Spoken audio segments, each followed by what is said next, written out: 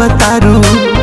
ओहो चाहत बड़ा ए जान काहे के नखरा दिखा बतारू, बनल मूड सन का बतारू। सुना राजे बाबू मिरिया हो आई बना ही से जहो कि कम बाटे जहो दर्द होइते जहो कि कम बाटे जहो दर्द होइते जहो।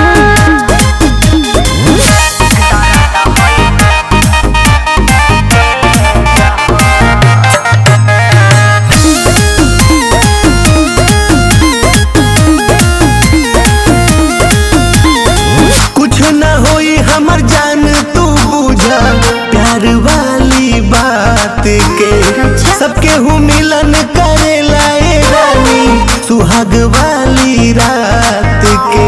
ओहो तो मुआ देबो नहीं हो कोई के मीठा मीठा बतिया राजा कोई देव घाट हो ओही खातिर भूखल रहे पूरा मरद जात हो। चुप रह कुछ दिन औरी सैया करी पर है जहो कि कम बाटे जहो दर्द होइते जहो कि कम बाटे जहो दर्द होइते जहो।